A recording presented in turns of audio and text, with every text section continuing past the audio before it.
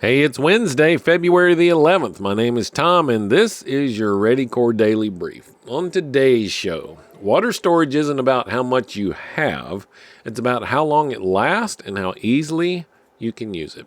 We'll get to that in just a minute, but let's get you up to speed first with the latest from the RISAT team and the Daily Sit Rep.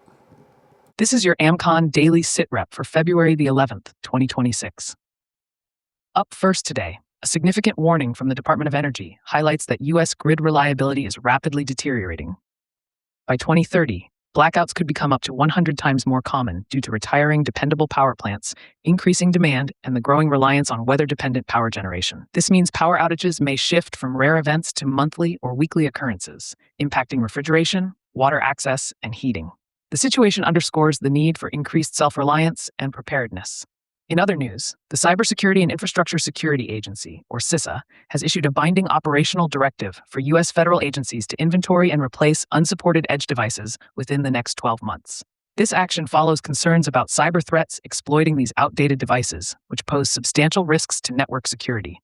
CISA is urging non-federal organizations and allies to adopt similar measures to bolster defenses against cyber attacks, especially in the wake of a recent grid attack in Poland.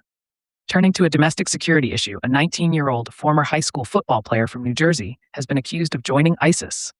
Defense attorneys note his vulnerability stemmed from traumatic brain injuries sustained during his sports career, which led to a loss of purpose and identity after retiring from football. Online interactions reveal attempts to build an ISIS-inspired group planning violence.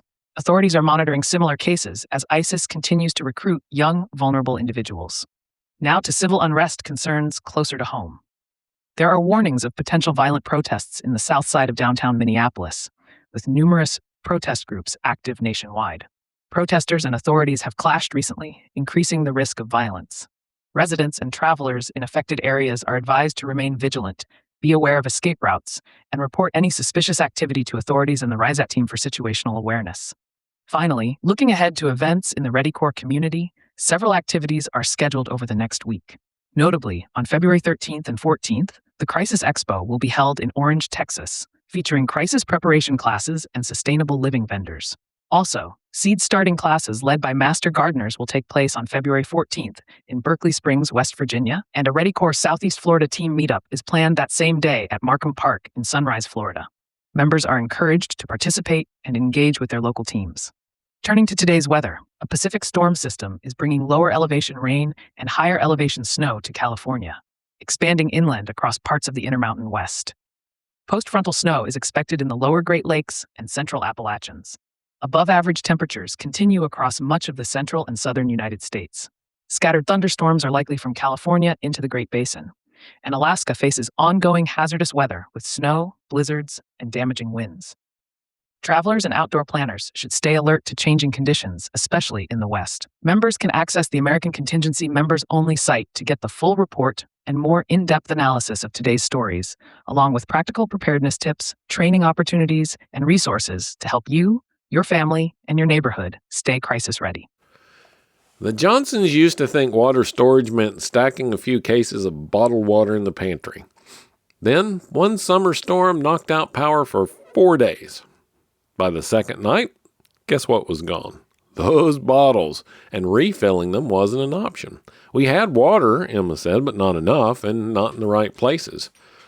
After that week, they built a layered storage system, small bottles for daily use, large containers for bulk storage, and a rain catchment barrel for refill. Storage became the strategy, not just a stash. Water storage is more than just quantity, it's a system. Here's how to build one that actually works. First, start small.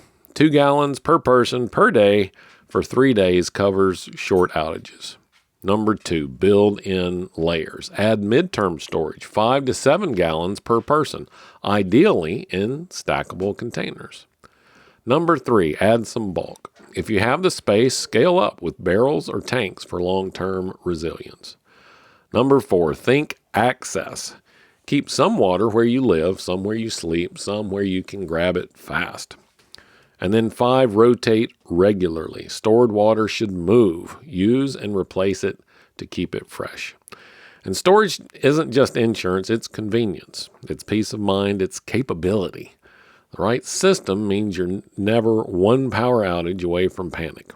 So tonight, take inventory of your stored water. Note how many gallons you actually have and where it's located. Then plan on how to double that number over the next 30 days. Tomorrow we'll talk about purification and treatment, how to make questionable water safe to drink when storage and supply both run dry. Thanks as always for listening to the ReadyCore Daily Brief. If you're already a member, be sure to check out today's resources on the members-only platform. And if you're not, head over to readycore.net to find out more and join the network to start building your resilience today. I'm Tom Rigsby. Stay alert, stay ready, and I'll talk to you again tomorrow.